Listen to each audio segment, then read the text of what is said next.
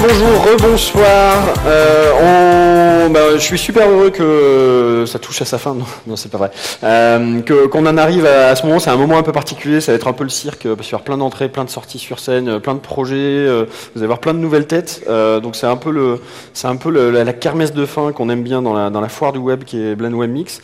Et ça me paraissait super intéressant au moment où on va parler des startups, des hackathons, donc tous ces projets qui sont naissants, d'avoir l'opportunité d'avoir Laure Wagner de Blablacar va vous dire un petit peu son parcours rapidement, qui était là il y a 2 ans au premier Blend et qui voit depuis le début l'aventure Blablacar. Et je trouvais que c'était un beau signe, un beau clin d'œil avant d'aller se pencher vers peut-être les futures stars de demain côté startup, d'avoir un peu la trajectoire qu'a suivi Blablacar. Je trouve que c'est un côté assez inspirant et qui fait envie, donc voilà, je te laisse quelques minutes pour juste partager ça, mettre tout le monde dans l'ambiance et redonner un peu d'énergie à tout le monde. Voilà, t'as la pression. Merci de l'invitation. Merci à ceux qui étaient à la conf tout à l'heure, on a eu un super échange aussi. Oui, j'ai eu la super chance d'être la première collaboratrice de Frédéric Mazzella, donc le fondateur de Blablacar il y a 7 ans. Je vais fêter mes 7 ans de Blablacar en janvier. À l'époque, personne n'y croyait. Lui avait commencé encore plus tôt, 5 ans avant, tout seul. Et donc, il a mis du temps à embaucher cette première personne, qui, par chance, fut moi. Et donc, on a effectivement gravi des étapes petit à petit. On n'a pas connu d'événements comme ça. Il n'y avait pas Blend à l'époque. Qu'est-ce que tu faisais En tout cas, si je dois faire le bilan depuis 2 ans, c'est vrai que j'ai donné une certaine image de Blablacar il y a 2 ans. On était leader en Europe à l'époque. On venait de se lancer en Allemagne.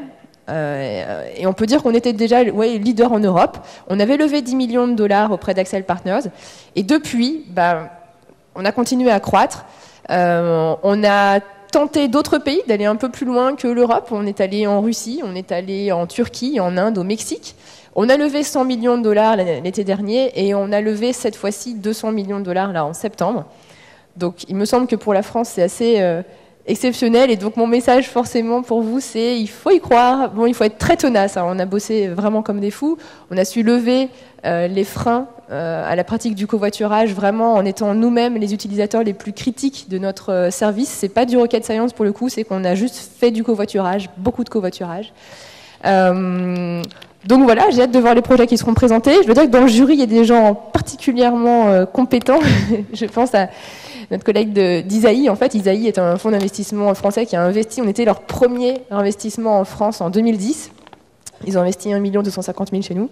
Donc voilà, place aux startups. Place aux startups, merci beaucoup. Je pense qu'on peut t'applaudir. Tu sortiras avec moi tout à l'heure On va profiter de ta présence pour appeler le jury. Alors vous savez tous comment ça marche un concours de start-up. On a eu 12 start-up qui ont été retenues, qui étaient pré-finalistes, demi-finalistes, qui ont pitché hier après-midi devant un panel de VC, de fonds d'investissement, dont on va avoir certains représentés ici pour le jury final. Et donc je vais appeler à me rejoindre sur scène tout de suite Audrey Soussan, qui sera notre présidente du jury aujourd'hui, Pierre-Henri d'Entresang, Nicolas Deboc, Mouniarka, Benoît Gasquet et Emmanuel et Lévy qui vont venir nous rejoindre sous les applaudissements, évidemment.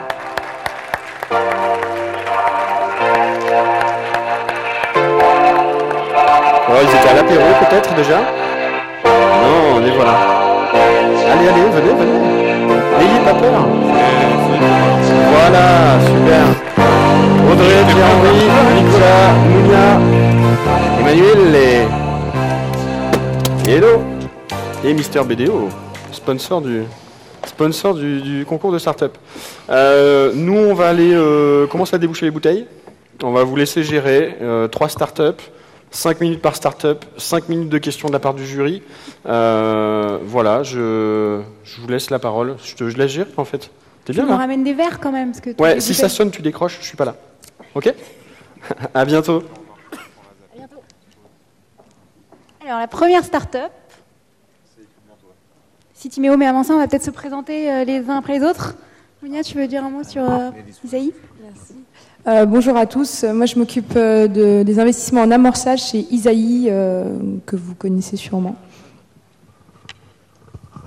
Je suis Emmanuel Lévy, investisseur de 360 Capital Partners. On est un fonds italo-franco-allemand, à peu près. Audrey Soussan, je travaille chez Ventec Capital. On investit dans les startups, dans les nouvelles technologies, startups innovantes, partout en Europe. Et on a un fonds en Chine également. Bonjour à tous, Pierre-Henri d'Entresangle. J'ai créé le fonds High-Innov et on investit dans les startups du numérique, évidemment, en post-amorçage. Et on dispose aujourd'hui de 70 millions d'euros sous gestion, dont 30 millions d'euros dédiés à SNCF Digital Ventures. Bonjour, Benoît Gasquet. Je représente BDO. Donc, je suis responsable de la start-up sur Lyon. BDO, c'est un cabinet d'expertise comptable, de conseil d'audit, 5e réseau international. Et bonjour à tous, Nicolas Deboc du fonds Balderton Capital, qui est donc un fonds anglais, mais qui investit un peu partout en Europe, comme mes camarades, dans les sociétés innovantes, nouvelles technologies, des tours A et B. Voilà. Ça, c'est fait. Donc, on avertit les startups qu'on sera sévère. Donc, on appelle la première Citimeo.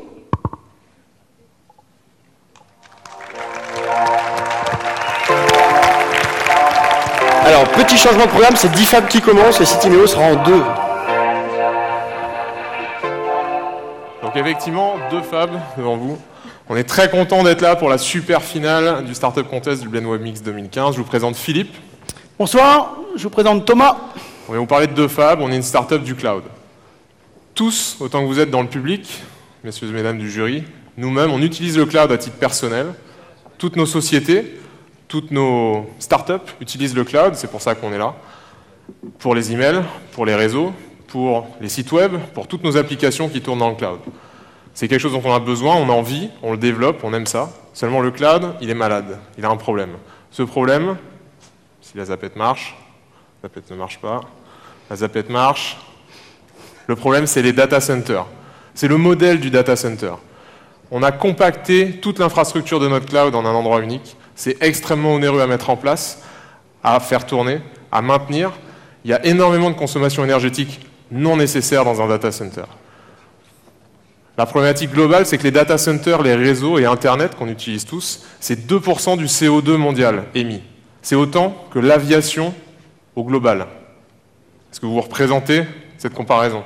Ça consomme 2% de l'électricité de la planète et 7% aux États-Unis. D'ici 5 ans, on va faire plus 30% sur le nombre de data centers présents dans le monde. Et x20 sur le nombre de données émises par notre société avec un grand S. C'est une problématique qu'il faut que tout le monde adresse et dont il faut que tout le monde soit conscient. 2Fab, c'est un nouvel acteur du cloud. On propose de la simulation numérique, des services cloud et de l'hébergement d'applicatifs lourds à nos clients, des sociétés, des laboratoires de recherche, des startups, à un coût extrêmement compétitif, parce qu'on a un modèle d'infrastructure très innovant. Philippe va vous en parler. On peut alors accompagner nos clients sur une gamme de services relativement large, s'adapter à leurs besoins, tout ça dans un respect environnemental et dans une logique d'implantation, d'architecture de cloud dans nos sociétés qui est vraiment nécessaire et qu'il faut tous qu'on pousse aujourd'hui. Donc on est bien d'accord que personne ne prononce le mot data center durant les 5 prochaines minutes. Philippe, c'est à toi. Vous l'avez compris, donc, le but de 2Fab, c'est de faire plus avec moins. On va vous proposer plus de capacités numériques, plus de fiabilité, plus de maillage territorial pour avoir une meilleure présence, notamment en région, et un taux d'occupation des serveurs beaucoup plus important. Avec moins d'investissement, une empreinte écologique moins élevée, et des contraintes beaucoup moins élevées aussi. Donc ce qu'on veut faire, c'est transformer les data centers en eau chaude. Alors comment on fait? C'est très simple. On implante un réseau de mini data centers répartis sur le territoire, couplés thermiquement avec des chauffe-eau thermodynamiques qui permettent donc de vous chauffer de l'eau gratuitement. Donc nous avons développé une plateforme de calcul légère et nous vous fournissons de l'eau gratuite.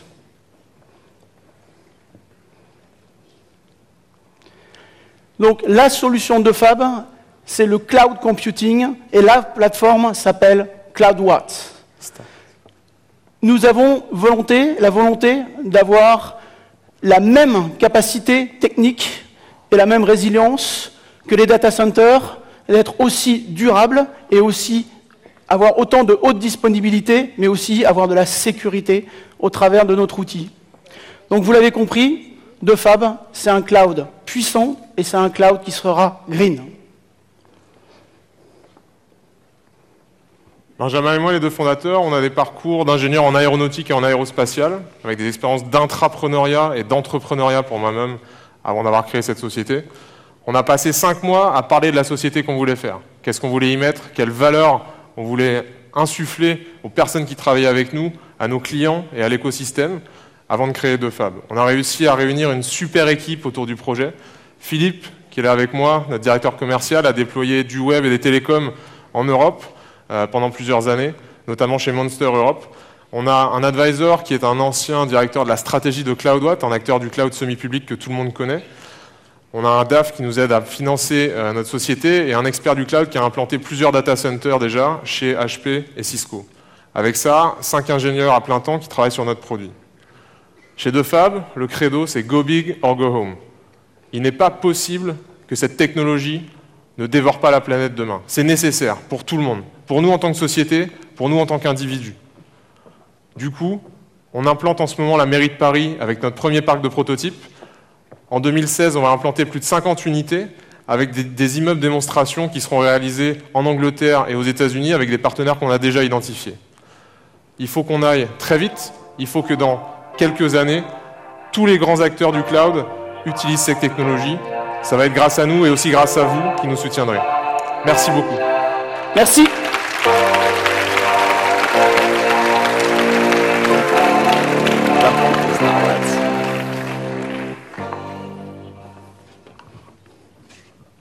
Alors, concrètement, peut-être expliquez-nous vos clients, les gens qui payent, qui sont-ils, quels sont les secteurs que vous visez? Donc nous, à la différence d'un data center, on se spécifie sur certains des secteurs et des propositions de valeur du data center. On ne fait pas de stockage à longue durée, par exemple, pas d'hébergement de sites web, on va dire, de bas niveau technique. Donc on vend de la simulation numérique hautement parallélisée et on vend de l'hébergement d'applicatifs lourds, qui sont souvent les applicatifs sur lesquels ces simulations tournent.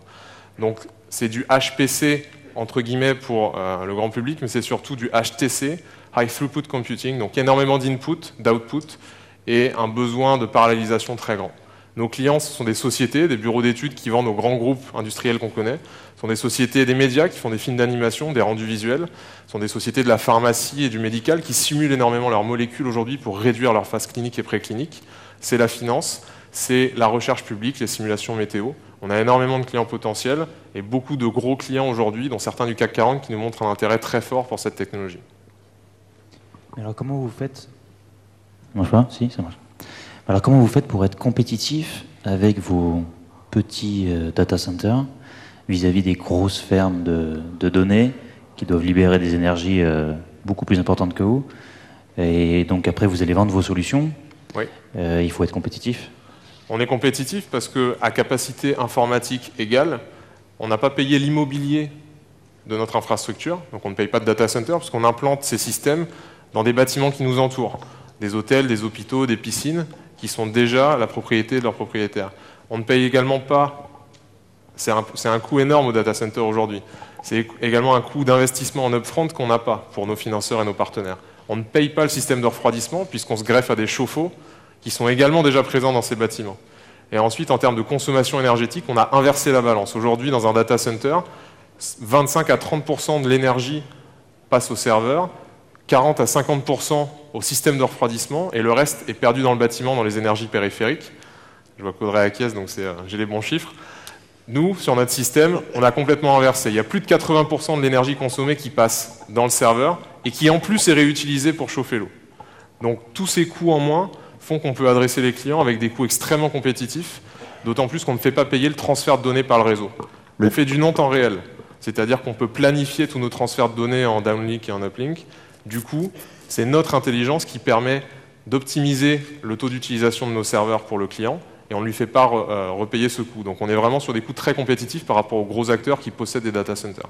Mais du coup, au prix de vente, par rapport donc, au Amazon, Azure, enfin Microsoft, etc., vous êtes quoi? Vous êtes 10% moins cher, 50 Non, on est au minimum, on est 2 fois moins cher que les prix planchers du marché aujourd'hui. Et beaucoup, encore plus par rapport à certains acteurs qui vous facturent des prix aux alentours de 0,8 ou 1 euro de leur processeur sur de la simulation numérique. Nous, on se situe entre 0,20 et 0,30 euros. Vous avez de la concurrence directe, je crois. Oui.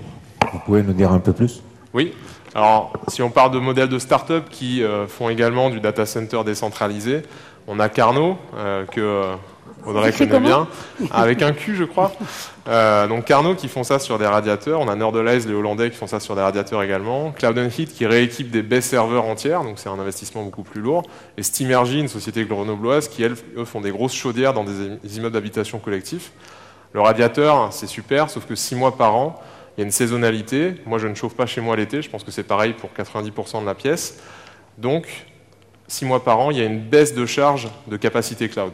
Sur l'eau sanitaire, il y a une utilisation qui est constante dans l'année. Donc nous, on a une charge lisse et prédictible toute l'année dans quasiment toutes les zones du globe urbaines.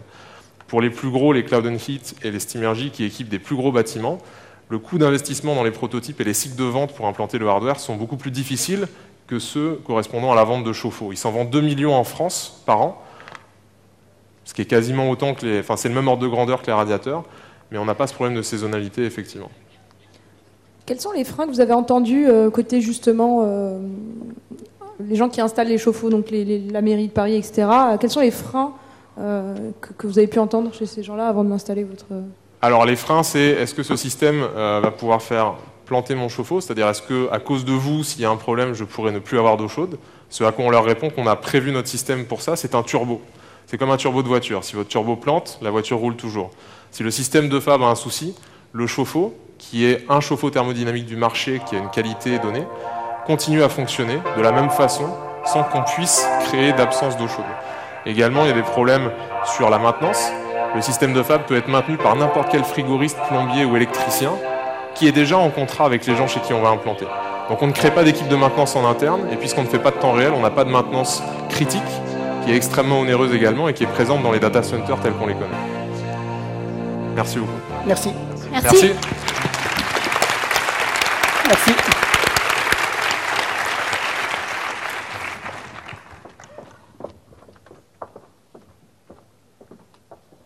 On appelle la start-up suivante.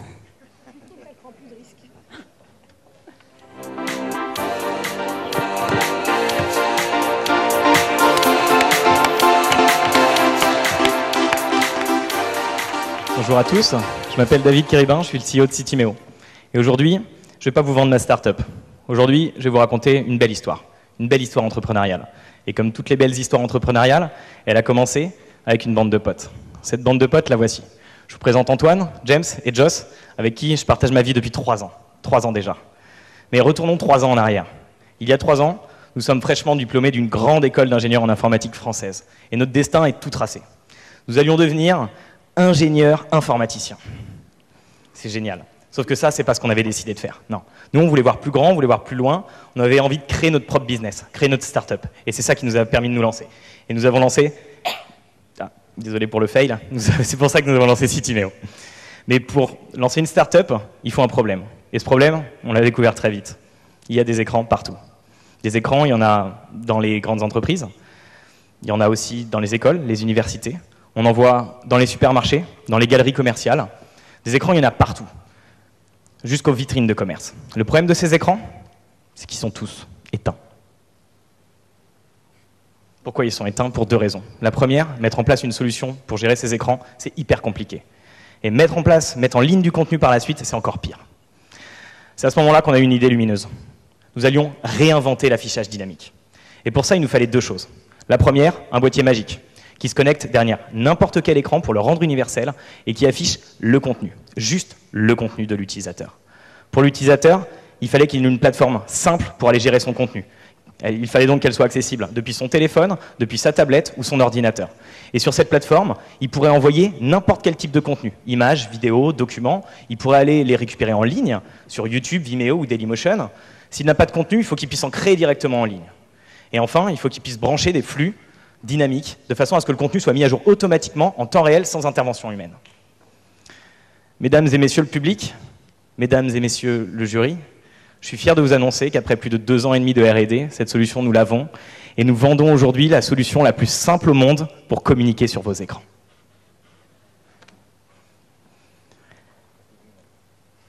La simplicité, c'est beau de la vendre, c'est encore mieux de la prouver. C'est pour ça que je fail le passage de slide, mais on se relance. C'est pour ça qu'en 60 secondes, je vais vous montrer un use case très simple d'un gérant de magasin qui veut diffuser sa publicité sur son écran. Il va donc se connecter à la plateforme et il va choisir le module de création de contenu. En allant dessus, il accède donc à une galerie de modèles personnalisables. Il va choisir celui qui lui correspond. Celui qui lui correspond, ça va être celui-là, par exemple. Il y a un prix, il y a un produit, il va donc le choisir. Il va choisir le thème couleur qui correspond à ce qu'il veut vendre. Aujourd'hui, ça va être du raisin, par exemple. Il va donc personnaliser, en choisissant une photo sur son ordinateur, personnaliser la vidéo. Il croppe donc sa vidéo, il va ensuite changer le titre. Et aujourd'hui seulement, dans ce magasin, le raisin bio va être à 1,35 € le kilo. Ah ouais, 1,35 € le kilo. Il clique donc sur séquence finale. Et là, si tout se passe bien, dans 10 secondes, il devrait réussir à diffuser son contenu. Et ça y est, il a sa vidéo. Il peut maintenant la diffuser sur son écran. Moins d'1 minute pour diffuser sa vidéo dans son commerce. Alors maintenant, vous allez me dire, c'est bien beau ça, mais le marché de l'affichage publicitaire dans des totems sur les supermarchés, c'est pas énorme. Vous avez raison. C'est pour ça que notre marché est beaucoup plus large que ça. C'est le marché de l'affichage dynamique en général. Et ce marché, il va peser 24 milliards à l'horizon 2020. Puisque ce marché nous permet d'équiper, par exemple, des entreprises en communication interne. Il nous permet d'équiper des vitrines de commerce avec des régies publicitaires. Il va nous permettre d'équiper des grands panneaux extérieurs. Nous avons du 10 pouces au 10 mètres carrés. En fait, en moins de 2 ans de commercialisation, c'est plus de 25 clients qui nous font confiance. Mais il n'y a pas que nos clients qui nous font confiance. Il y a aussi notre board. Et à notre board, on a des personnes renommées, comme Ludovic Lemohan, puisque nous faisons partie de l'IoT Valley et nous sommes passés par l'accélérateur Microsoft Venture à Paris. Et notre roadmap est assez simple, il est toute tracée devant nous. En 2014, nous avons lancé les premiers tests et les premiers déploiements d'écrans. Nous avions connecté 90 écrans et fait 20 000 € de chiffre d'affaires. Cette année, c'est 500 écrans que nous allons connecter et nous les aurons à la fin de l'année. L'année prochaine, c'est déjà 2000 écrans que nous prévoyons. Nous sommes Cityméo et nous rendons l'affichage dynamique simple. Merci.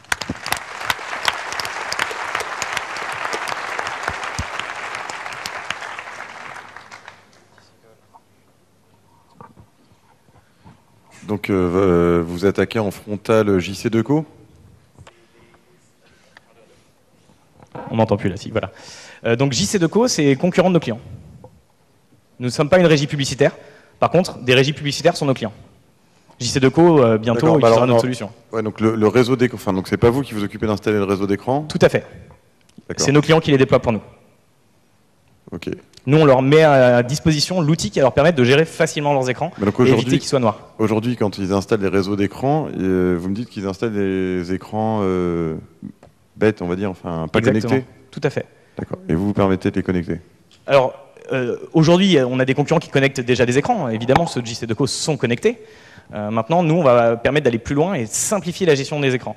Ce qui veut dire que, par exemple, quand nos clients vont déployer des totems dans les supermarchés, leur propre, donc ça c'est des régies, ils vont laisser le droit à l'utilisateur qui va être le gérant du magasin par exemple, de pouvoir gérer son écran tout seul. Là où JC2Co va demander au gérant d'envoyer par mail les contenus et va mettre 2 semaines pour les mettre en ligne.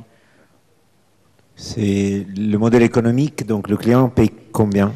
Un abonnement annuel à la plateforme qui va dépendre du nombre d'écrans déployés, donc du nombre de boîtiers qu'on va mettre à disposition. Alors, en moyenne, on va tourner autour de 400 € l'année.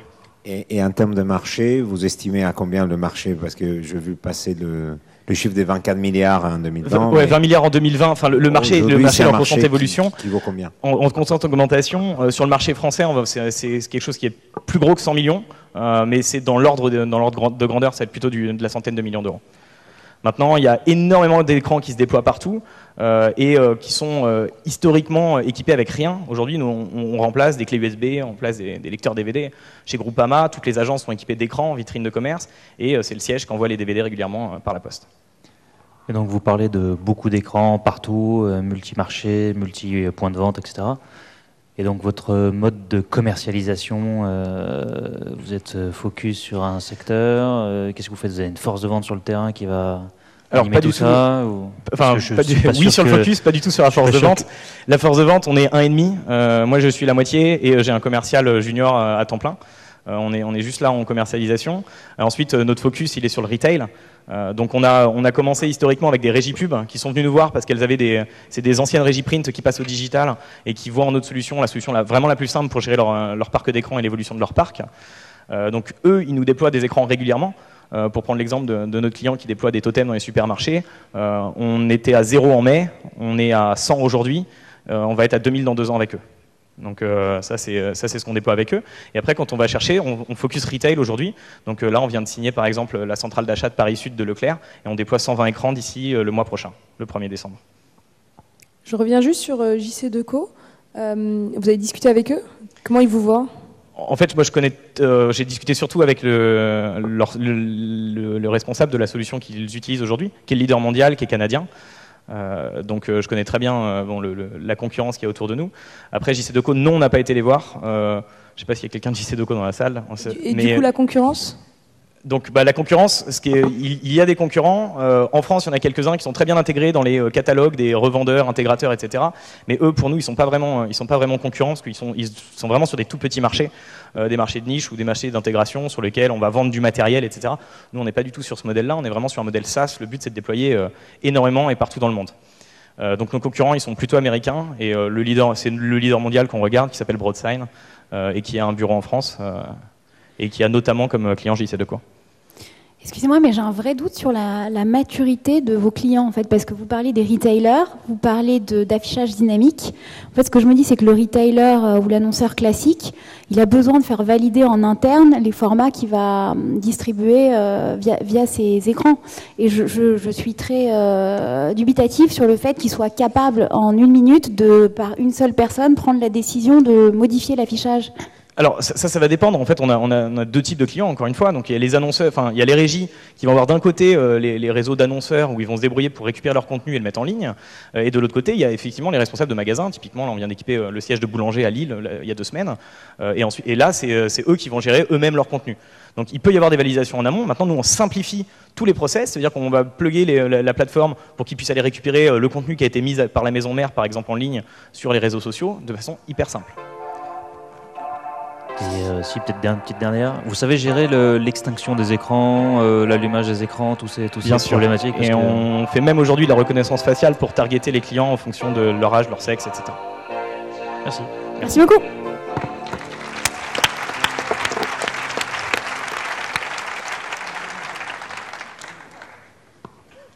Est-ce qu'on pourrait avoir le dernier finaliste sur scène, s'il vous plaît ?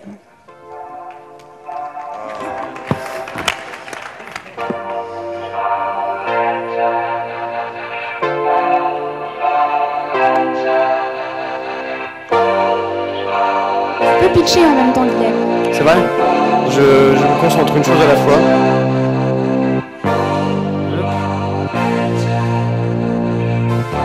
Hop. C'est prêt. Bye bye.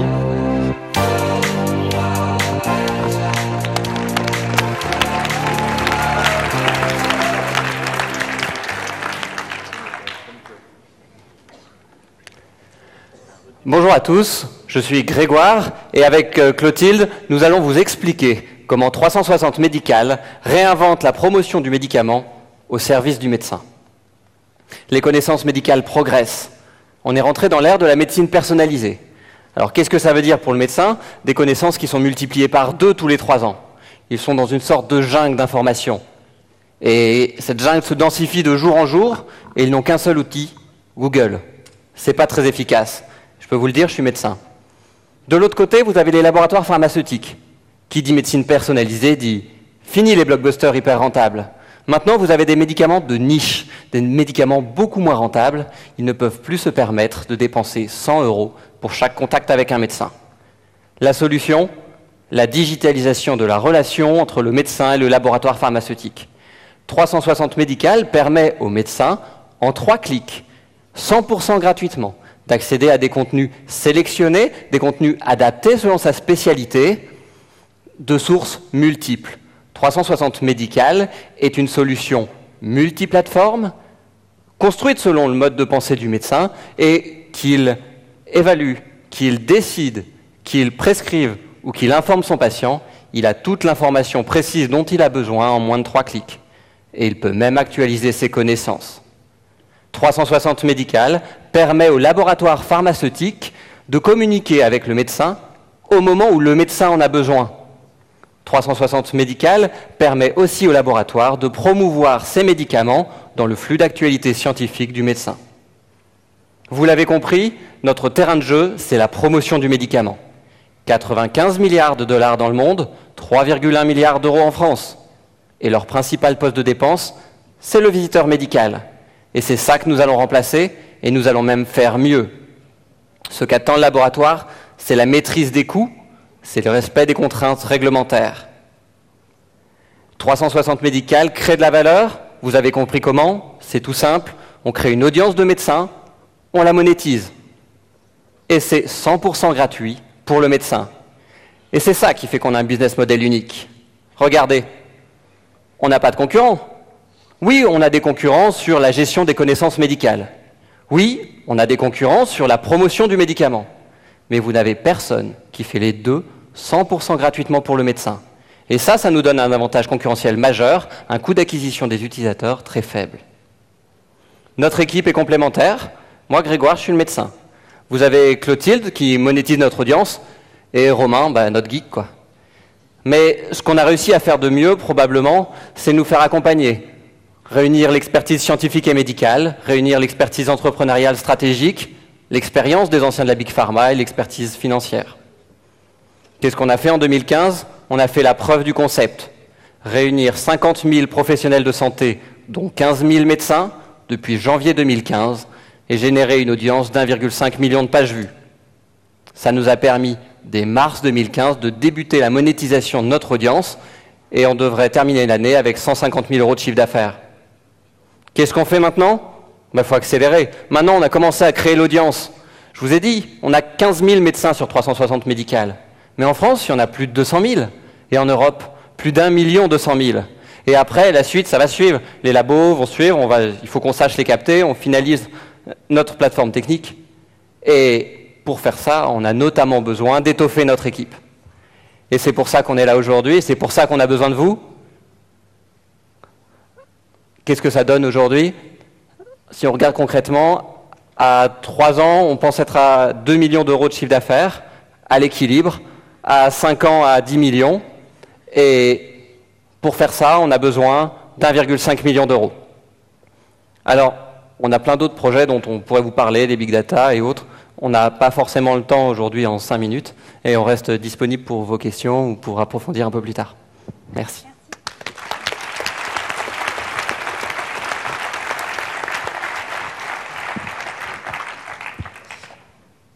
D'où viennent les... Enfin, quelles sont les sources d'informations dont dispose le médecin sur votre plateforme? Alors, je m'explique, si jamais il n'y a que des infos venant des labos... Non, bien entendu. La majorité en fait, des informations qui viennent sont des informations qui sont disponibles sur Google actuellement.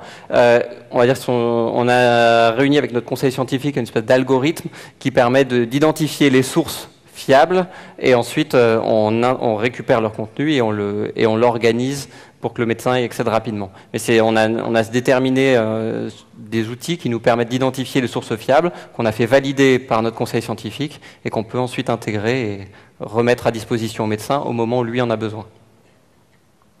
Vous avez pour l'instant 15 000 médecins. Quelle est votre stratégie pour facilement et rapidement évoluer pour avoir une base de données beaucoup plus importante? Ça passera par les labos ou ça passera directement par une stratégie que vous allez mettre en point? Pour la stratégie de développement de la communauté, je laisse. Oui, alors les laboratoires, c'est une petite partie. Aujourd'hui, on a fait beaucoup d'huile de coude pour avoir ces 15 000 médecins.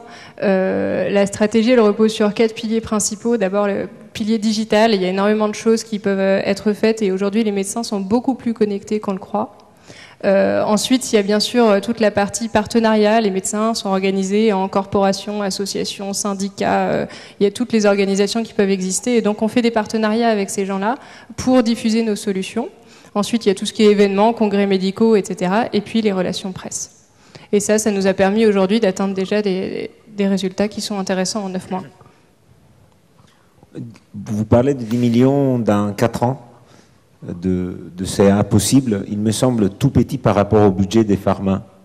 Je me trompe? Il y a quelque chose qui m'échappe? Alors par rapport au budget qui dépense actuellement, c'est certes tout petit. Après, on a fait des projections On a fait des projections qui sont des hypothèses. On nous a toujours dit qu'il fallait raisonner juste avec des chiffres faux. Donc on espère qu'ils sont faux, voire très faux. On pense que ça a un potentiel bien plus important. Après, c'est quelque chose qu'on est capable de faire. Est-ce que vous pouvez nous détailler un petit peu le modèle? Parce que là, vous avez fait 150 000 euros, c'est très bien. Mais vous l'avez fait sur quel mode? Vous nous avez parlé un petit peu, mais vous pouvez détailler? La monétisation, oui, la monétisation, en fait, ce qu'on propose au laboratoire pharmaceutique, c'est une communication contextualisée au moment où le médecin en a besoin. Donc ça veut dire que dans nos bibliothèques, que Grégoire a montré tout à l'heure, où on trouve des informations sur les médicaments, etc., ils ont la possibilité d'insérer un espace média. Donc ils ont un espace média qu'ils peuvent utiliser comme ils veulent sur le produit en particulier. Ça ne vient pas biaiser un peu le jugement ou l'analyse du médecin En fait, ça viendrait biaiser si effectivement on avait uniquement de l'information du laboratoire. Comme on a une information qui est globale et qui est globalement indépendante, on a des sources qui sont multiples, le laboratoire est une source de plus. Et ce qu'il faut savoir, c'est que tous les documents qui sont diffusés par un laboratoire sur un produit sont validés par l'ANSM, l'autorité de sécurité du médicament, qui vient valider l'indépendance de ces contenus. Donc tous les documents sont considérés comme indépendants. Ensuite, le médecin sélectionne la source qu'il le souhaite. Il a toujours une alternative à l'information du laboratoire. Si je schématise, vous prenez du contenu qui ne vous appartient pas, vous le mettez sur une plateforme et vous le monétisez. J'ai du mal à voir quelle est votre vraie proposition de valeur et pourquoi les laboratoires viendraient sur votre plateforme plutôt qu'à la source même, c'est-à-dire dans les revues spécialisées desquelles vous prenez le contenu. Les revues spécialisées existent depuis des centaines d'années, peut-être pas des centaines d'années, mais plus de 100 ans. Ils ne l'ont pas encore fait.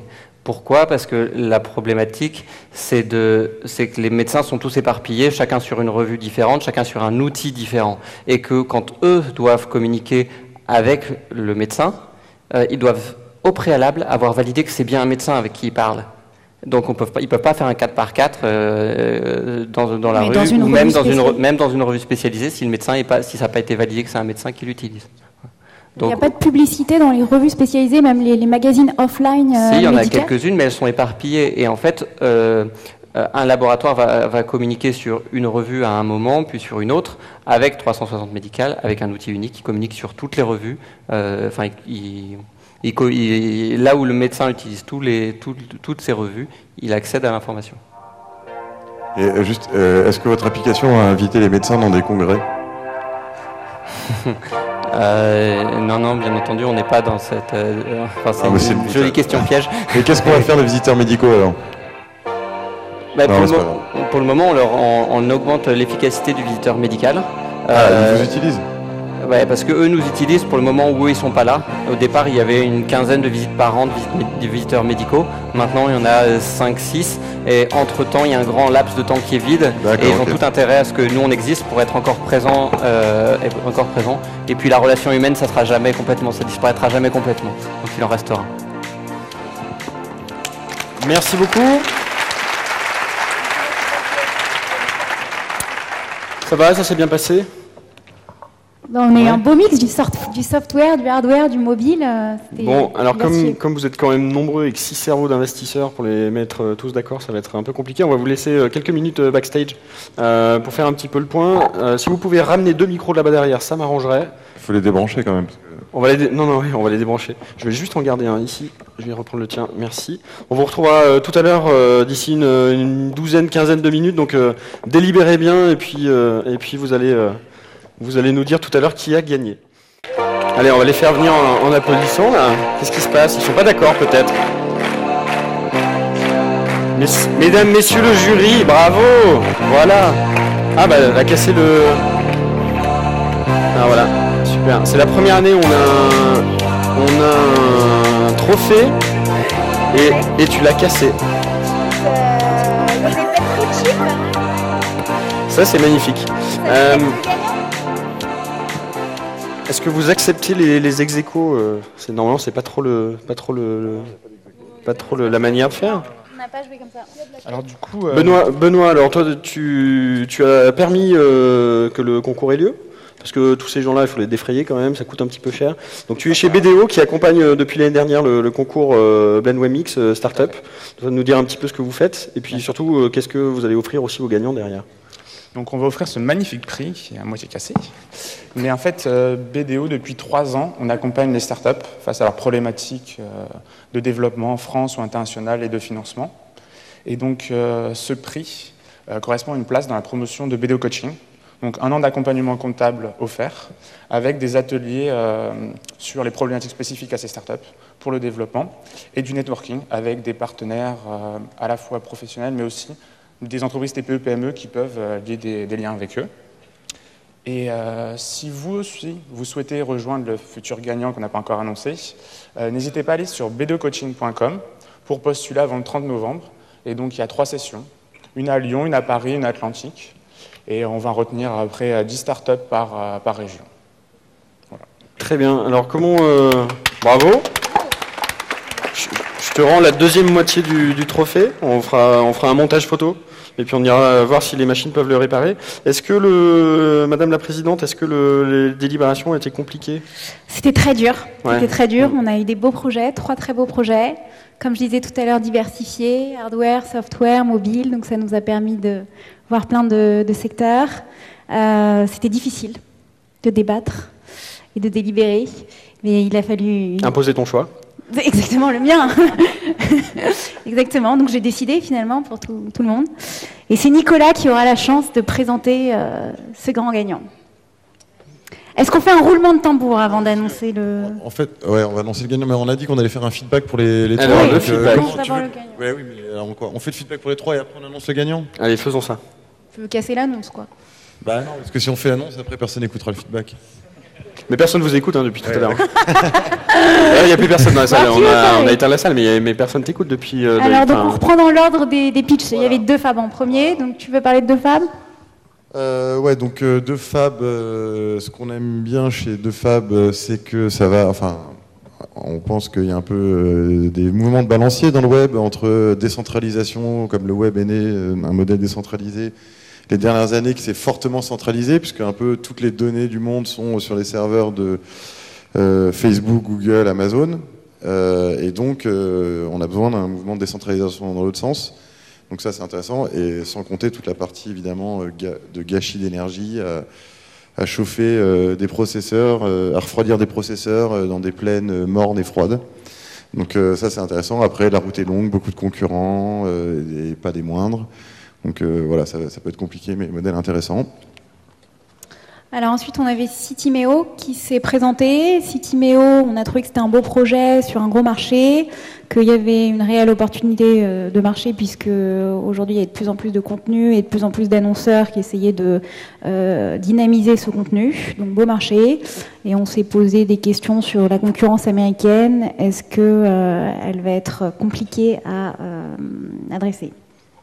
Et 360 médical, enfin, comme pour 360 partenaires. Comme je suis un peu conflicté, mais j'ai décidé de donner moi le feedback.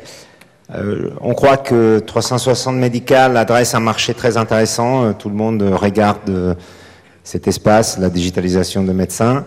Moi, j'ai eu la chance de voir le produit cet après-midi, mais je trouve que l'appli est très bien, effectivement.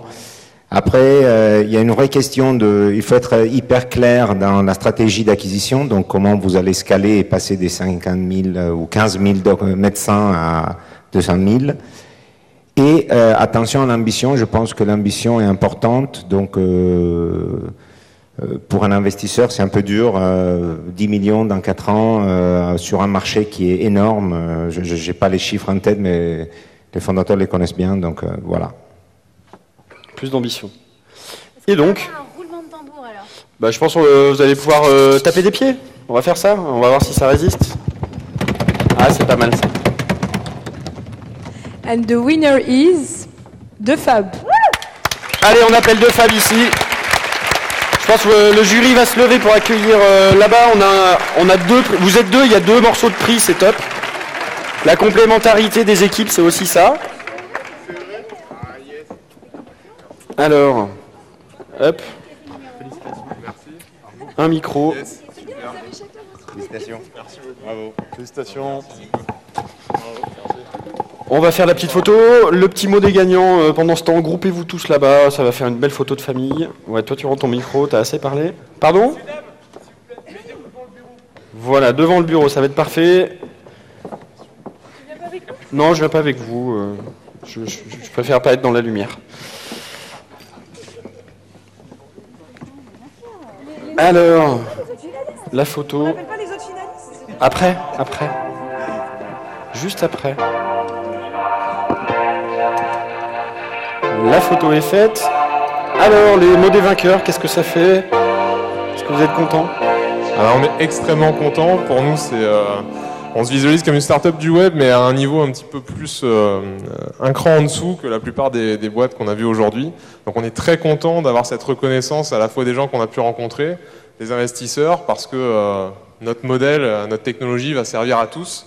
Et donc c'est vraiment super que des gens comme vous tous, certains qu'on avait déjà rencontrés et d'autres pas, puissent venir nous aider à promouvoir ça.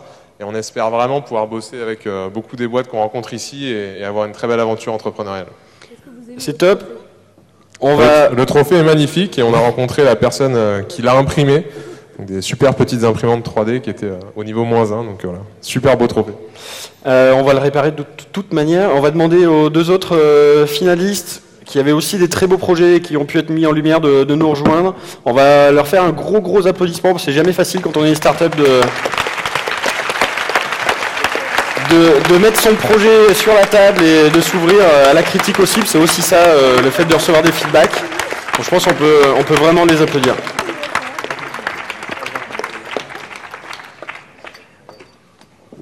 Et la petite photo qui va bien. Magnifique.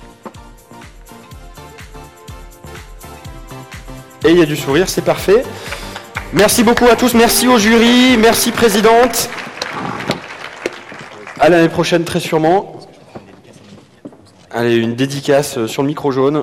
Oui, 1, 2. Ouais, bonjour. Je fais juste une dédicace à toute l'équipe qui est depuis Toulouse dans nos locaux en train de regarder le live. Désolé, on a perdu, mais on reviendra l'année prochaine.